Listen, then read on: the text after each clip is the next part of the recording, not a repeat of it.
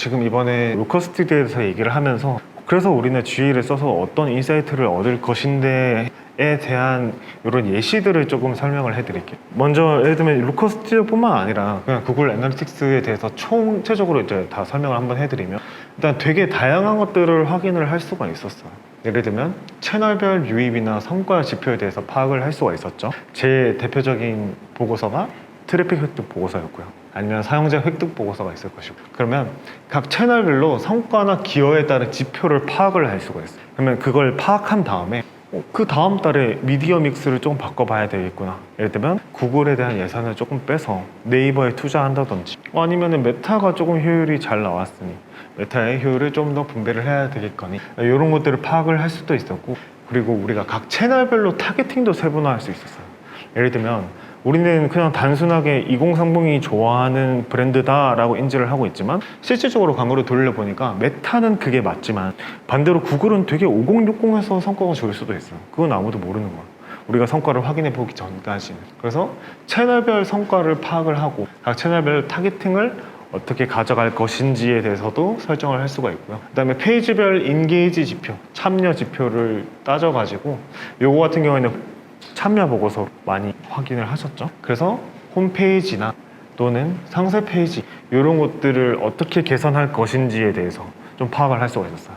예를 들면 특정 상품에 대한 상세 페이지 체류가 너무 작아. 그러면 특정 상품에 대한 상세 페이지를 개선을 시켜가지고, 또는 가격을 조금 낮춘다든지 할인을 적용을 한다든지 프로모션을 새로 한다든지, 이런 되게 다양한 방법을 통해서 우리가 서비스를 기획을 하는 거야. 이런 식의 내 플로우를 가져갈 수도 있고, 그리고 상품별의 선호도도 파악을 할 수가 있어요. 예를 들면 어떤 상품은 어떤 사람들이 좋아하는구나, 어떤 상품들은 요런 사람들이 좋아하는구나. 그럼 상품별이 아니라 그냥 카테고리별로도 구별을 할 수가 있고, 아니면 하나의 사이트 내에 브랜드가 굉장히 많은 케이스들도 있을 거예요. 예를 들면은 A 브랜드, C 브랜드, B 브랜드 뭐 이런 식으로 나눠져 있는 경우에 브랜드별로 선호도를 조사한다든지 이런 식으로도 활용을 하실 수가 있을 거고, 만약에 그걸 구글 애즈에 활용을 한다고 하시면 브랜드별 타겟팅도 가능하실 거고, 그리고 여러분들 이런 것들을 사실 제일 중요하게 한번 생각해 보시면 될 것 같아요. 고객 페인 포인트를 파악을 하고 개선시킬 수가 있어요.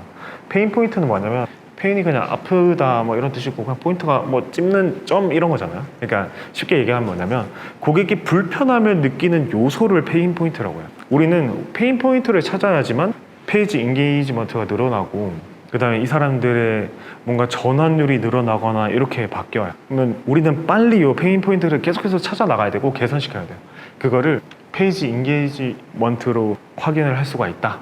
페이지 인게이지 보고서로 볼 수가 있다라고 하고, 그다음에 구매 여정 보고서 같은 경우에는 우리가 어떤 과정에 있어서 페이지 이탈이 많았는지, 뭐 예를 들면 페이지 조회에서 이탈이 많았는지, 또는 장바구니에서 많았는지, 결제 시작에서 많았는지, 결제 완료까지가 많았는지를 좀 파악을 하고, 어떤 부분들이 요소가 페인 포인트가 있는지 파악을 해서 개선시킬 수가 있고, 예를 들면 그런 경우가 있었어요. 갑자기 어느 순간에 구매 전환율이 되게 낮아지는 거예요. 그냥 알고 보니까 자기 주소를 입력할 때 갑자기 오류가 나가지고 이게 저장이 안 된 거예요. 그래서 사람들이 하다 안 되니까 그냥 이탈해버린 경우, 한 며칠 동안 갑자기 전환율이 확 떨어졌던 경우도 있었거든요. 근데 그거를 구매 여정 보고서를 좀 보고 있었기 때문에 좀 캐치를 할 수 있었던 사례도 있었고, 하여튼 그런 식으로 쓰시면 되고, 그 다음에 구매 퍼널을 기획하거나 시행하는 역할도 해요. 저희가 그 구매 기여를 좀 파악을 할 때 채널별로 어느 정도를 좀 기여를 할 것인가에 대한 것들을 저희가 보고서를 통해 조금은 확인해 봤을 텐데, 그런 것들을 확인을 하던지, 이게 기여 분석 보고서도 마찬가지예요. 어쨌든 이런 식으로 통해서 파악을 할 수도 있고, 뭐 인구 통계 지표 같은 것들은 타겟팅을 개선할 수도 있고, 기계별 지표나 국가 지역별 이런 것도 다 마찬가지예요. 어쨌든 어떤 보고서를 통해서도 우리가 얻을 수 있는 인사이트는 어마어마하기 때문에 여러분들 필요하신 부분들을 선택해서 사용하시면 됩니다 라고 하는 겁니다. 그리고 제가 간단하게 얘기를 해드리면, 여러분들 제가 GA 진짜 중요하다 많이 하셔야 된다, 여러분 한 번씩은 해보셔야 된다라고 얘기하지만, 근데 이게 여러분들이 몸이 하나이기 때문에 한계가 있을 거야. 내가 그거에 대한 예시를 좀 가져왔어요. 우리는 데이터 분석하게 이렇게 하고 싶긴 하지만 사실 우리 몸 하나이기 때문에 우리가 드리는 리소스 대비 성과가 크지 않을 수도 있어요. 예를 들면 봐봐요. 배달의 민족 어플에서 배달비를 3,500원에서 3,800원으로 인상을 한대. 만약에 그걸 저희가 기획을 하고 있어. 우리가 배달민족 인하우스 마케터야. 그래서 300원을 인상을 했을 때 신규 고객 유입이 얼마나 적어질 것이고 기존 고객이 얼마나 이탈할 것인가에 대한 예상 지표를 도출하는 거나 거기에 따른 영업이익이 얼마나 감소할 것이냐 아니면 늘어날 것이냐 유지될 것이냐 이런 것들을 파악하는 것과 신규 브랜드가 광고비 얼마 쓰지도 않은 신규 브랜드가 할인율 10%에서 15%로 바꾼다라고 하는 거 사실 둘이 동일한 거의 비슷한 조건이긴 한데 하지만 그거에 대한 기대치는 되게 다르거든요. 예를 들면 1번 같은 경우에는 사업 전반적으로 정말 큰 변화 요소가 될 수도 있어요. 아니면 이 회사 자체가 이것 때문에 아예 망해버릴 수도 있어요. 그래서 만약에 손해가 발생을 한다면 정말 기본적으로 수백억 원이 될 수도 있어요. 대신에 2번이 할인율 10에서 15% 늘린다고 하면 A/B 테스트를 진행하는 거 정도는 되긴 하겠지만 사업이 망한다거나 그런 것지는 않겠죠. 만약에 손해가 발생하더라도 그냥 1,000원 단위에서 한 수십만 원 정도? 그 정도가 손해지 않을까요? 그렇죠? 아니면 뭐 많이 해봐야 100만 원, 1,000만 원 정도? 그러니까 사업의 존폐가 달려있지는 않을 거잖아요. 그렇죠? 그러니까 데이터 분석은 여러분들 항상 하셔야 될 때 뭐냐면 효용성 대비 리턴이 큰지 아닌지를 항상 파악을 하셔야 돼요. 그러니까 내가 데이터 분석하는 건 좋아요.